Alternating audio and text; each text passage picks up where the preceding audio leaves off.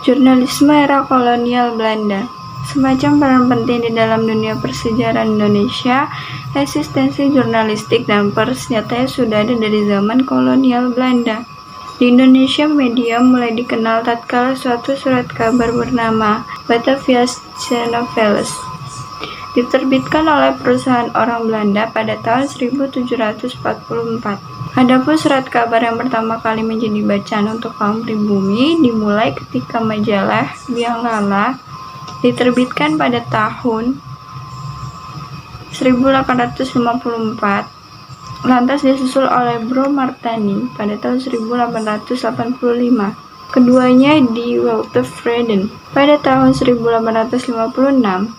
Surat kabar bahasa Melayu di Surabaya, bermuncullah berbagai surat kabar dengan pemberitaan bersifat informatif sesuai dengan situasi dan kondisi pada zaman penjajahan itu.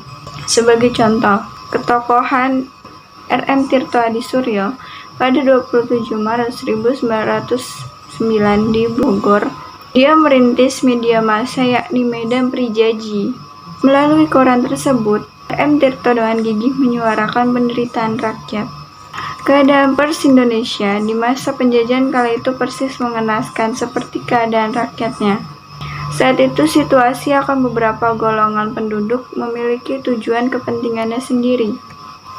Kala pemerintahan Belanda, setiap orang maupun organisasi bebas menerbitkan surat kabar atau majalah tanpa izin untuk terbit.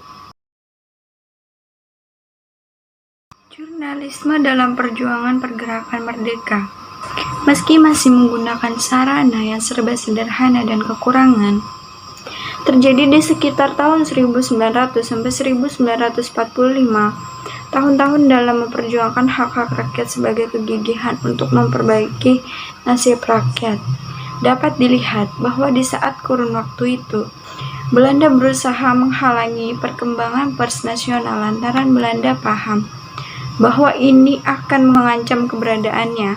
Hadirnya para jurnalis dan pewarta berhasil menjebol habis pintu yang berusaha dikekang kolonial Belanda. Jurnalisme pada pemerintahan Jepang, seperti dalam visinya, guna membangun suatu imperium di Asia. Dengan serakahnya, Jepang waktu itu menimbulkan suatu perang di Pasifik. Melalui semboyan Asia Timur Raya yang digemborkan Jepang kala itu dengan embel-embel akan membawa kesejahteraan, ternyata hanya omong kosong tanpa bukti. Melalui propaganda itulah Jepang memanfaatkan keadaan untuk kepentingannya sendiri. Angkatan Perang Jepang sepenuhnya mengendalikan dan monopoli media komunikasi massa. Surat kabar dan majalah terbit tanpa izin istimewa, tetapi diawasi oleh badan-badan sensor. Banyak di antara tulisan-tulisan yang dilarang terbit. Surat kabar yang terbit berada di bawah pengawasan badan yang diberi nama Jawa Shinbunkai. Tokoh jurnalisme pada masa ini yaitu Soekarjo Widjopanoto sebagai Menteri Republik Indonesia pada tahun 1945 dan R.M. Winarno. Inti dari itu semua, Jepang hanya menginginkan semua terkait dengan hal-hal yang meninggikan nama mereka. Jurnalisme pasca kemerdekaan diwarnai dengan maraknya persaingan dan permusuhan antara pers Indonesia saat itu yang begitu kejam. Mereka saling menjatuhkan, tetapi fokus pada satu hal. Bisa dikatakan pada waktu ini Belanda kembali menguasai, tetapi saat itu kemerdekaan telah digenggam erat para pejuang. Keinginan bebas itu sudah nyata meski banyak aksi pembungkaman antar pres. Berita-berita yang diterbitkan sanggup membangkitkan gelora semangat kemerdekaan serta menjadi penangkis hasutan dari pihak Belanda.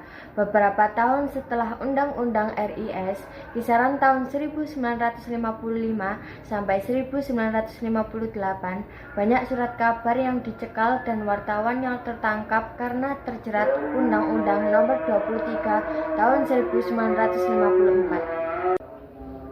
Pada masa ini, wartawan, media, semuanya dipersulit, dikencat oleh pentolan-pentolan negara sendiri, dan daya pikir ditekan habis-habisan. Bahkan, pengengkangan terhadap apa yang dicetak dan diterbitkan pun juga dilakukan negara.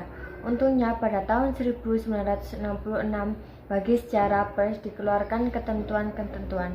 Saat itu menjadi kegembiraan bagi bangsa karena kemajuan pers dan jurnalisme meningkat pesat.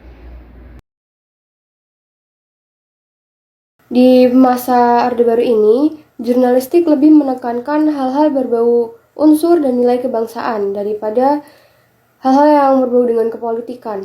Berbeda dengan fase sebelumnya yang lebih banyak mengutamakan campur tangan politik, bahkan organisasi massa pada saat itu. Di era Orde Baru ini, banyak sekali kepesatan yang terjadi pada jurnalistik. Dalam artian, di sini kemajuan berupa liputan, bahkan media massa, entah cetak maupun elektronik yang disiarkan pada waktu itu. Pada zaman ini, banyak sekali kepesatan yang terjadi pada jurnalistik, tetapi ada hal yang kurang, karena perjuangan kebebasan jurnalistik masih belum dapat diterima pada saat itu. Tahun-tahun di masa Orde Baru ini disebut juga era pers tiarap.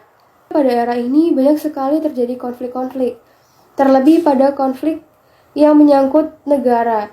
Pada saat itu jurnalis juga mengalami konflik dengan pimpinan negara pada saat itu, yaitu Pak Soeharto. Tak lama setelah itu memasuki zaman reformasi, kebebasan jurnalistik berubah drastis menjadi kemerdekaan. Nah, di zaman reformasi banyak sekali upaya penegakan juga langkah awal untuk lebih menekankan jurnalistik untuk lebih dikenal oleh masyarakat. Banyak sekali upaya penegakan, termasuk peraturan perundangan yang terbit waktu itu, yang menyatakan bahwa siapapun dapat menerbitkan bahkan mengelola pers. Siapa saja dapat masuk ke organisasian berbau jurnalistik atau pers. Nah, di era reformasi ini, kemerdekaan pers ini sangat dijamin dan diperjuangkan. Nah, komponen-komponen bangsa memiliki komitmen yang sama, yaitu pers harus hidup dan merdeka. Dalam artian, merdeka ini harus memiliki hak asasi manusia, demokrasi, dan supremasi hukum. Jurnalisme pada saat ini. Setelah zaman reformasi, tentu saja jurnalisme tidak berjalan dengan mulus-mulus saja. Banyak hal-hal polemik yang terjadi di masyarakat maupun khalayak umum. Tetapi setidaknya, dunia jurnalistik mampu mendapatkan apa yang menjadi cita-cita mereka sejak awal. Meskipun kebebasan itu tidak sempurna mereka dapatkan, karena sejatinya hal-hal seharusnya tetap ada di bawah naungan peraturan dan hukum. Tetapi setidaknya pers dan jurnalisme mampu dikenal lebih jauh oleh masyarakat umum. Pada satu sisi, Orde Baru runtuh digantikan zaman reformasi. Setelahnya membuat kebijakan tentang membebaskan jurnalistik di negara Indonesia. Dari sana, tentu saja kebebasan tak hanya menimbulkan efek positif, tetapi menimbulkan efek negatif pula. Nah, di saat kebebasan ini didapatkan, banyak di antara pemeran jurnalisme seperti wartawan pers seenaknya saja melanggar etika dan kode etik jurnalistik. Banyak juga yang menyebabkan kericuhan ataupun karena tidak adanya pengekangan ketat. Ini membuat dunia jurnalistik seperti wartawan, pers, jurnalis menjadi terbawa oleh euforia liberalisasi. Sampai saat ini, polemik terbesar jurnalistik masih ada pada kontra sosial yang sebagian besar terjadi di masyarakat. Nah, pers atau wartawan yang meliput langsung atau terjun ke lapangan biasanya dianggap kurang beretika. Nah, walaupun tak dapat dipungkiri, jurnalisme memiliki eksistensi media yang sangat berkuasa dan berperan besar pada zaman ini. Dan tak semua dari wartawan memiliki karakter serupa yang condong pada kesewenangan dalam bertingkah maupun bertutur bahasa. Seperti yang kita ketahui, fungsi jurnalisme tidak hanya untuk menyebarluaskan, memberi informasi, atau mengemas dan menyalurkan berita untuk lebih diketahui oleh masyarakat. Tetapi, jurnalisme juga memiliki fungsi lain, yaitu menjadi tiang untuk mencontohkan etika baik dalam meraup informasi pada setiap liputan, lalu mendidik masyarakat dengan segenap perilaku yang mencerminkan sebagaimana kelompok yang tak hanya egois mementingkan medianya dan merusuh di antara masyarakat. Jadi sebenarnya jurnalisme juga memiliki fungsi-fungsi lain, termasuk bagaimana jurnalis menyampaikan suara-suara mereka dalam bentuk tulisan atau siaran. Jurnalis harus mencontohkan hal-hal yang baik terhadap masyarakat. Berikut ada beberapa polemik yang masih saja terus terjadi di antara wartawan dan jurnalis. Simak polemik-polemik berikut ini.